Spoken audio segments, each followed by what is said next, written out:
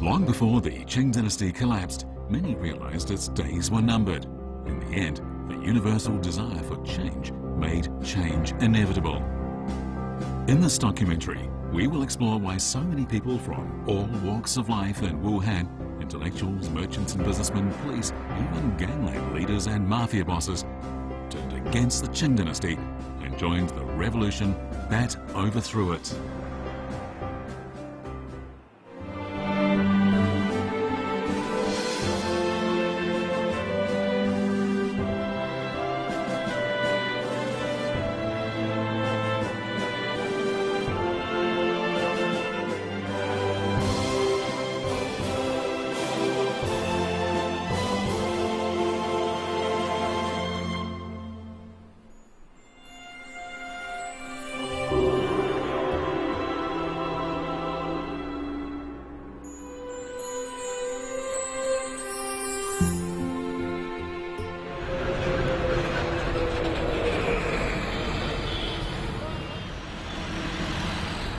This morning, Hanjiang Street wakes up a little earlier than other places in Wuhan. The wholesale market here is closing down, moving to the suburbs. This street is about to change once again, just as it has so many times before in its 500-year history.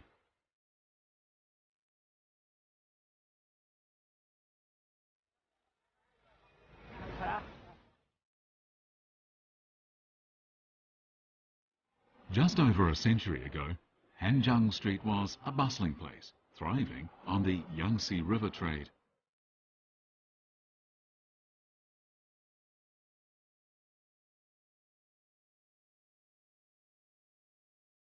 Goods from inland provinces all came to the Hankou port, in those days clearly visible just across the water from Hanjiang Street. From this trading port, the goods were distributed to every corner of the country.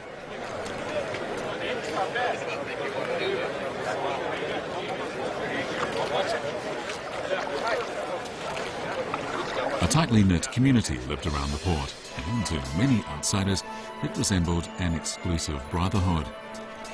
Not surprisingly, gangs were easily formed here, and a seamy underworld developed. Liu Yutang became the most notorious gangster here. Liu Yutang had come to Wuhan from his hometown Xiangning in search of fame and fortune when he was little more than a child, and not long after he got his first taste of gangland life. But it was his travels around the middle and lower reaches of the Yangtze River as a young man that taught him how to survive and get on in the criminal underworld. By 1906, at just 30 years of age, he was a leading member of the Hong Gang. 近代以来，红帮的话，它的地位 类似于上海的青帮，它40年代最强盛的时候，红帮它的山头在武汉有40-50个山头。那么它在这个基层社会呢，影响非常大。一般的警察呀、这个船工啊之类的，红帮的成员相当的多。Although it's hard to imagine these days, the Hong Gang was more than just a criminal gang. In many ways, it helped the official administration, playing an important role in providing social welfare, firefighting, public security and arbitration.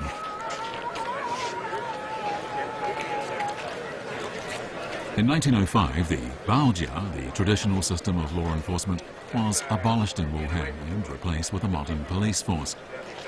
However, although this new system of law enforcement was intended to replace the old system entirely, in practice, it proved impossible for the police to enforce it on their own. Without the old system to fall back on, the police ended up developing a close relationship with the underworld. 帮会它行使的城市管理的服务功能呢，和近代中国城市的发展相联系。因为城市发展之后就人口众多，社会关系复杂，所以呢复杂问题多了，所以国家政府不一定能够及时的这样一个加以解决。结果帮会作为民间的自身的力量，填补了这样一种空隙。 The Hong Gang had its finger on the pulse. As an invaluable source of police intelligence, the gangsters were tolerated and protected. Liu Yutang even became a detective in the police force.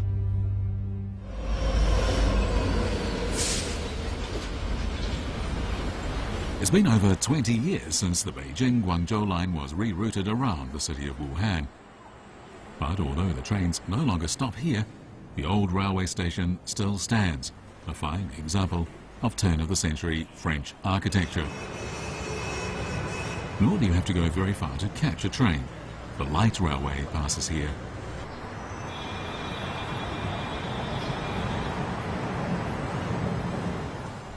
The opening of the original Beijing-Hankou Railway on April 1st, 1906 transformed Wuhan. For centuries, it had been a thriving port. Now, it was an important land transport hub. Soon as a trading city, it was second only to Shanghai.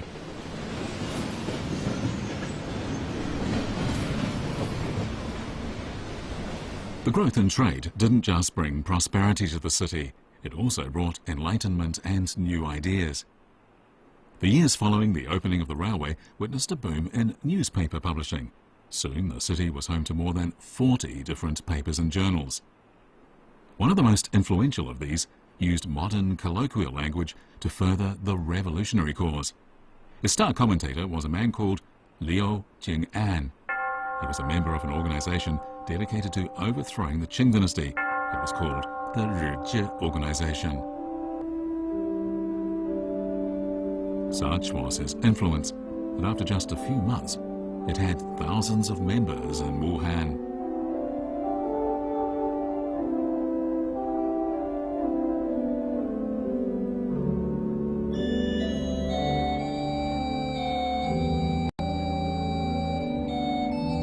In May 1906, Sun Yat-sen, then hiding in Tokyo, got wind of the developments in Wuhan. He sent his agent, the French revolutionary Ocaro, to assess the situation on the ground. To the Qing imperial authorities, the revolutionaries were public enemy number one. But unfortunately for them, the Rizhi Association, headquartered in the Hankou Foreign Concession, was beyond their reach. The best they could do was to send agents to keep tabs on them. But Liu Yutang was more than just a gangster on the police payroll. He was also a member of the Rizhi Association, an organization he had joined as early as 1902.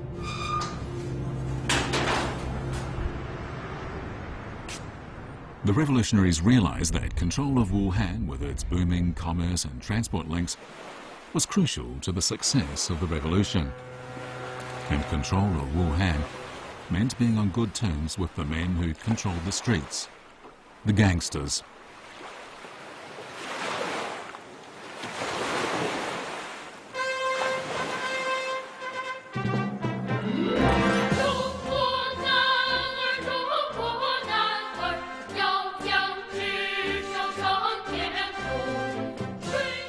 Revolutionary newspapers and pamphlets brought the people of Wuhan news of the activities of Chinese students in Japan. Tianhua's sudden head turn and reminder, Zhou Rong's "I'm a soldier in the Revolutionary Army," and news of the sacrifices made by revolutionary martyrs like Qiao Jing and Xu Xilin popularized the revolutionary cause. In December 1905, Chen Tianhua drowned himself, aged just 30. In July 1906, he was reburied in China as a martyr.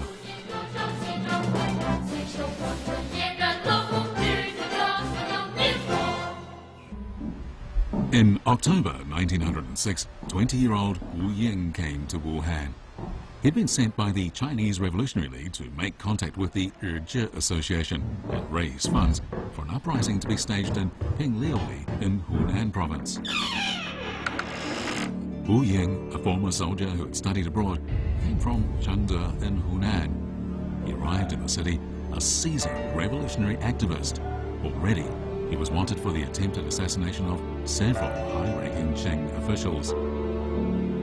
Wu Ying's relationship with Liu Jing'an went back years, and he knew the streets of Wuhan like the back of his hand. But what happened next took him completely by surprise. Guo Yaojie, an old classmate of Hu Ying's from their time in Japan, had invited everyone to meet at an eating house.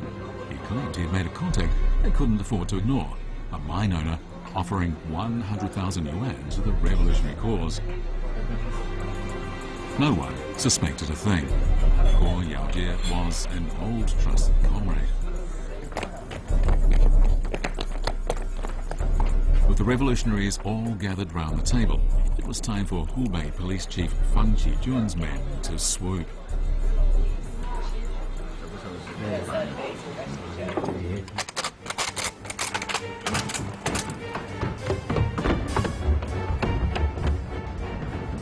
Armed military police stormed the front. Everyone present was arrested.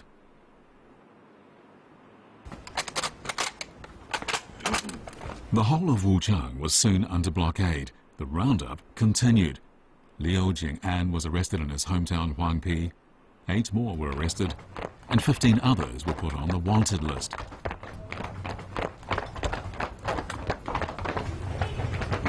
In just a few days, the Rijie Association was smashed. The few who escaped the clutches of police fled for their lives.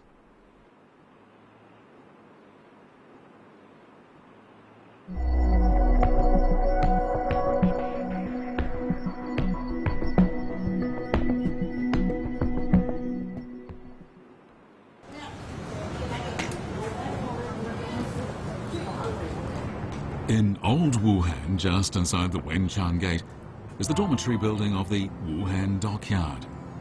Several old brick and wood structures stand in the courtyard waiting for demolition. What's the story behind these old buildings? They are, in fact, all that remains of the Hubei province model prison.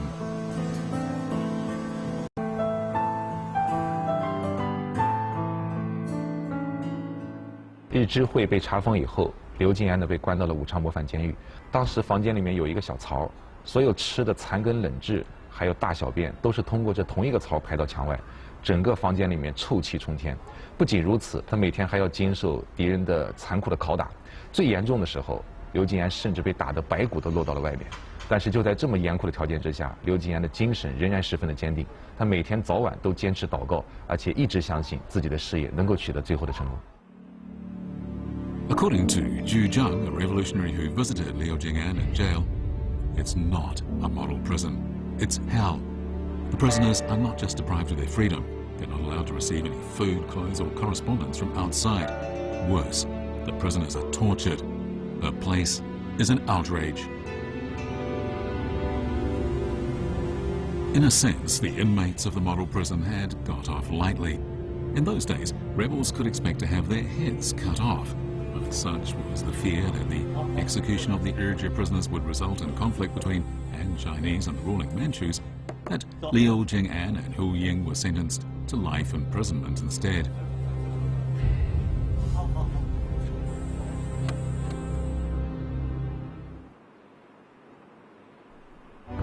In 1909, a 66-year-old American geologist passed through Wuhan. His name was Thomas Schroeder Chamberlain.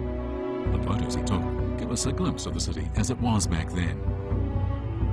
We see thousands of boats berthed by Dragon King Temple, the broad, well-kept streets of the Hankou Foreign Concession, the Hankou Water Tower under construction, and the slums and shantytowns outside the city walls, home to the thousands and thousands of refugees made homeless by the floods that had devastated Hubei just a few years before. 破产农民、散兵游勇、城市平民等等这些人都聚集在一起，就形成了一个特别适合爆发革命的土壤。这样的话，一些哥老会啊、天地会啊这样的一些组织，这样血液就会源源不断，动乱的因素就越聚越多。加上武汉一带在之前的太平天国的战争当中几次陷于太平军的手里，所以革命的影响要远远大于周边地区。But social change doesn't come from nowhere.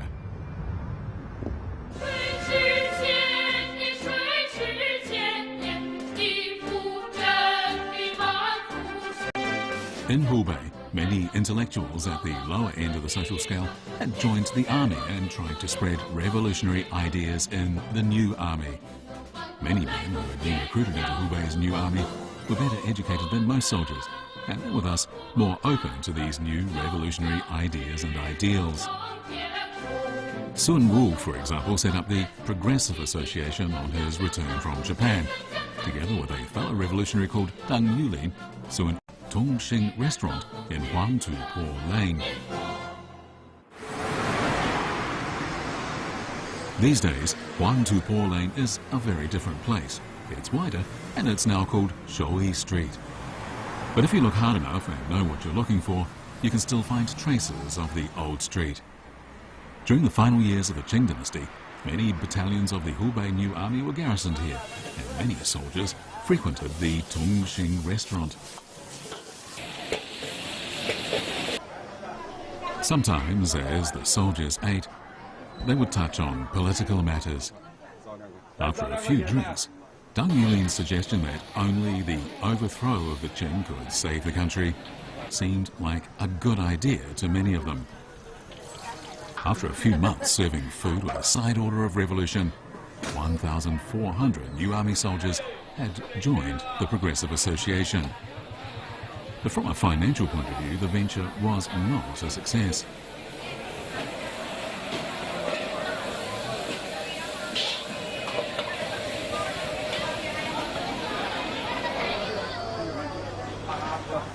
孙武、邓玉林为了这样一个发动革命者啊，经常出现就是说这样一个餐饮啊，这样一种服务啊，这样一个或免费的情形啊。那么时间长了之后，这个资金就紧张了啊。我找的这种材料啊，最紧张的时候呢，他们几个人呢身上只有一条长衫，一件长衫啊，所以谁要出门办事呢，谁就穿这个长衫。Old Hankou district is divided into different blocks, some of which are more than 100 years old. Many of the supporters of the revolution came from here, and many of them found the ideal cover for their activities in the bustling street life of these old blocks.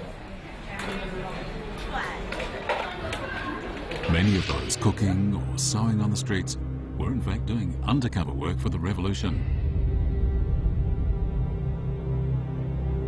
For that reason, it became all the more important to secure the support of the people who controlled the streets, the gangsters. Sun Wu, the revolutionary restaurant owner, enjoyed a long association with Hung Gang leader Liu Yutan. Sun made Liu second in command of the 3rd District of the Yangtze River Progressive Association, and in return, Liu, doubling as a detective in the Hankou police, would use his influence to keep the police off the revolutionaries' backs and gather intelligence that would help the anti-Qing cause. A century ago, there was no traffic across the Yangtze River between the Wuchang district and the Hanyang district. It wasn't until 1957 that the Wuhan Yangtze River Bridge was completed and the two districts were connected. On January the 30th, 1911, Chinese New Year was a holiday for the soldiers. In Wuchang District's Aole building, several officers of the new army, Jiang Yiwu and Jian Dabei, founded a club. It was called the Literary Society. Its name, however, was a cover. The real purpose of the society wasn't books, it was revolution. Their aim was to bring all Wuhan's revolutionary factions together, and after just a few months, members of this literary society reached 11,000. As a revolutionary organization, it was second only to the Zhe Association. By the year 1911, Hu Ying had been in Hubei Province Model Prison for 5 years, and the health of Liu Jing'an was failing as a result of torture and ill treatment. Of the other prisoners, 1 had died of disease, and 2 had been released on medical grounds.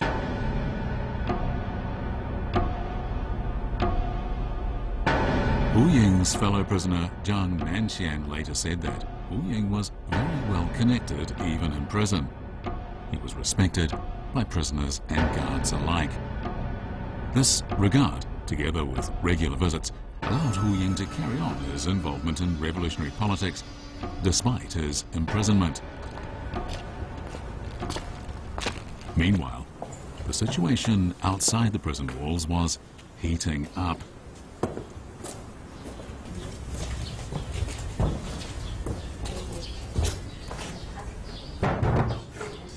Between the foundation of the Chinese Revolutionary League in 1905 and the outbreak of revolution in 1911, 127 were founded. 33 of these were based in Hubei province alone. On April the 27th, 1911, the Chinese Revolutionary League launched the Second Guangzhou Uprising. Although it failed, the wind of uprising shook the country to its foundations.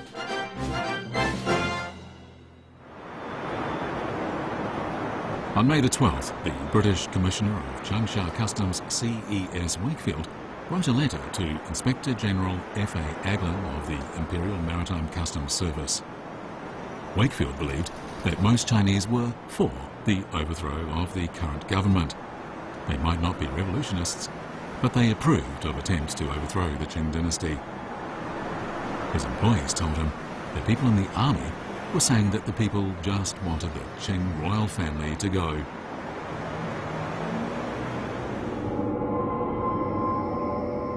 In the end, Sun Wu's Progressive Association and Jiang Yiwu's Literary Society joined forces. With the time for armed rebellion fast approaching, Liu Yutang made a delivery of guns and ammunition. Just 5,000 bullets and 100 or 200 grenades. It wasn't the deadly arsenal they'd hoped for.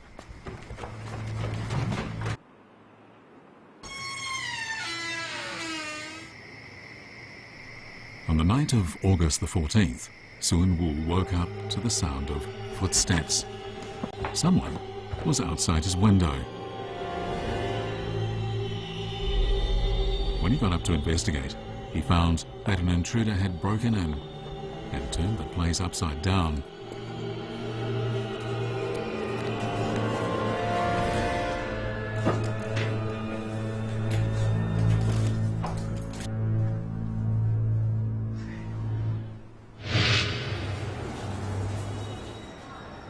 Two days later, Sun Wu moved the Progressive Association headquarters to number 14 Baoshan Lane in the Russian concession of Hankow. With the revolutionaries and the army ready, the time had come to launch the uprising. When the word of command came from the Revolutionary League, they would unleash the storm.